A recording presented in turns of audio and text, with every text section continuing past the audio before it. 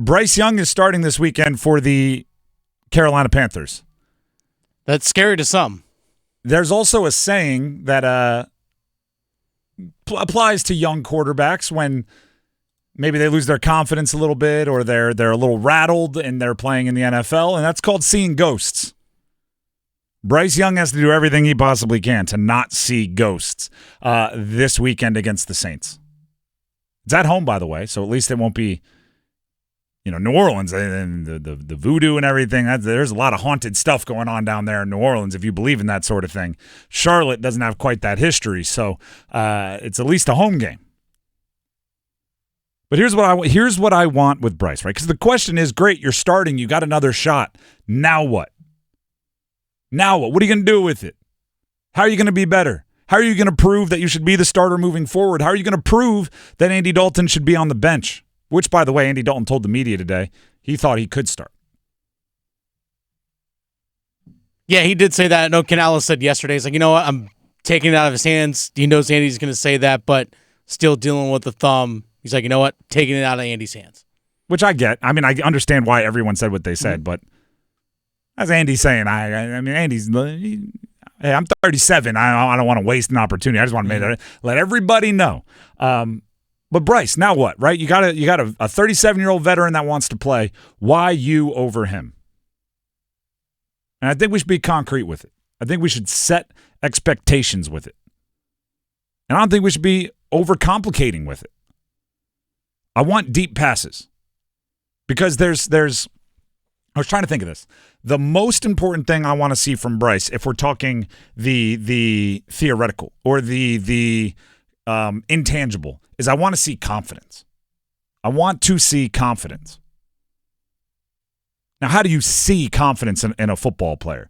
There's the things that you can try to read body language. You can try to, he's showing emotion or something, right? You can try to guess, but I'm thinking of something more tangible than that, and I don't know if there's a way that you can better personify confidence than a quarterback that is willing to make the throw on a deep ball. Right? The least confident quarterback in the world can throw it to an open check down in the flat because you feel like you can see everything. The deep ball is when you're worried about safeties. You're worried about, am I seeing it right? You're worried about getting hit because you have to take a little bit longer before you can let it go. You have to know what you're seeing. The ability and the willingness to cut loose deep passes downfield is what I want to see from Bryce Young. Bryce Young told the media he's feeling more comfortable after watching the Denver tape. We have that audio for you. The way he proves what you're about to hear is by cutting it loose on deep passes. Here's Bryce. I thought it was a good plan. Again, things to clean up, stuff to execute better, but some things that again I think to build off of. So just wanted to look at it objectively. For me out there, it was just. It was great being out there. It was obviously fun just being in that role again.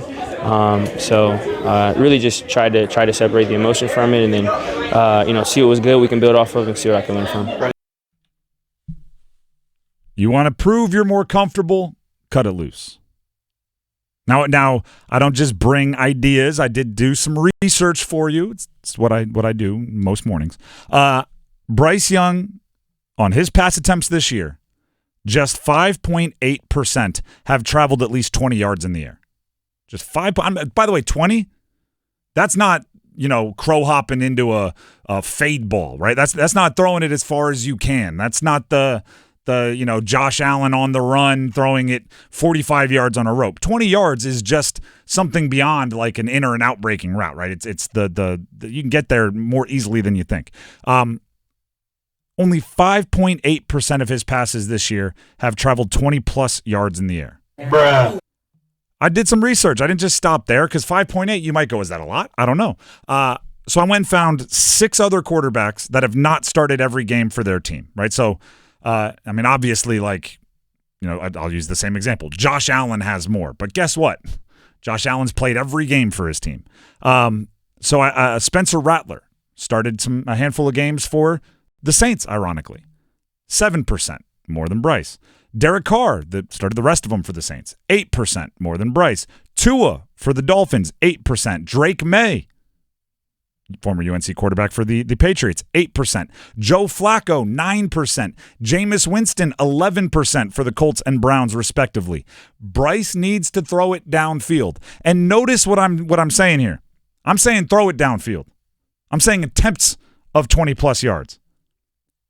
Obviously, I want them to be completions.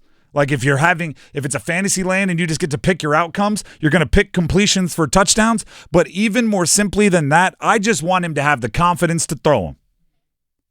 It's about process more than result. You can't run an effective NFL offense with a quarterback that isn't willing to, when the moment arises, throw it deep. Just so safeties and corners know it's on the menu. Defensive coordinators have to know it's on the menu, or else all of a sudden you're going to see everybody within 8 yards of the line of scrimmage. You have to cut it loose. It's about process more than result right now. If he throws the ball deep and there's a chance, right, it's not into like a quadruple coverage. If it's Xavier Legette on a 50-50 ball, if it's Jalen Coker with a step, if it's something schemed open, where he's trying to throw someone open, it's a back shoulder ball. I don't care what it is. As long as it's one that makes sense, I'm praising the heck out of him if I'm that coaching staff. 2nd and 2, he throws it deep, incomplete. 3rd and 2, you try to run it with Chuba Hubbard, you don't get it. You're jogging off after a 3 and out. I am giving him a high five for that 2nd down play, just so he can do it again. Try to complete them next week if that's the case. This week is about throwing them. Now, you're saying that 5.8%, just to clarify for those maybe wondering out there, this is passes that, again, the ball travels more than 20 yards downfield, yes. Not like a 5-yard, in-breaking route that someone catches and runs for 27. Correct. Air yards. Yes, air yards. Just want to make sure people will understand that. I want him to be as close to a gunslinger as possible. And understanding that just with his inherent personality and nature and risk-averse everything, or conservative whatever, as you ask him to be as much of a gunslinger as possible, you don't have to worry about him walking out there wearing number 4 and pretending he's Brett Favre. Like he will still be Bryce Young, but I want him to be the gunslingeriest version of Bryce Young. Dave Canales, the head coach, was asked what he is encouraged by from Bryce looking at the film against the Broncos. This is what he said. Some of the rhythmic throws, first drive, just kind of finding a good mix and balance of it. For me, again, this is an opportunity to compete, to continue to find the things that he's confident with. He found some nice completions, throughout here and there, and then finished with the really nice drive that I thought was, obviously the game was out of hand, but at the same time, we were competing, to find wins in those moments. And, I just thought that was, good stuff. And then, to have the continuity of one week to the next, getting in and out of the huddle, and to feel that rhythm, that it takes to be successful. So I'm excited for him to get out there and have another opportunity. Rhythmic throws, mix and balance and continuity. I want explosive. I want a gunslinger. I had this idea. I was telling Dennis off air. Remember when Ben Simmons refused to shoot? Ben Simmons in the NBA, he was a 3-time All-Star, I think like 3-time All-NBA, like a 2nd or 3rd team. He was a young, rising superstar, and for whatever reason, he didn't trust it. He wasn't good at it. It hurt. He just stopped shooting. So much so that in like playoff games, he had layups, and he was, instead of going up for the layup, he would fake it and try to pass it to somebody else. And it started with he wouldn't take any threes, and then it grew from there. And I remember saying this into a microphone somewhere. So there's a receipt of it on a podcast somewhere in the world. If I were Ben Simmons' coach, I would give him a very, very simple and plain, easy to read contract. or I guess it would be like terms and conditions that we all scroll through. I read it. Let's go. And it would just say a few sentences. It would say, any game in which you don't shoot 3 threes. Shoot. I don't care if you make them. I don't care if you airball them. I don't care if they are from the corner, from the top of the key. If you don't shoot 3 threes, I'm going to look into your contract, find any way I can fine you, as much as I can fine you, and you're benched for the next game. And I would feel okay doing that because shooting 3 threes is a choice. You can 100% control that. I would never say if you don't score 10 points or if you don't get 5 assists, because that, you can try your hardest and not get that. You can attempt 3 threes no matter what. So I will fine you $100,000 every time you don't take 3 threes, just so he would get over the hump of not wanting to shoot. I'd do the same thing with Bryce Young. I would say, Bryce, I'd pick a number, 5. I don't know.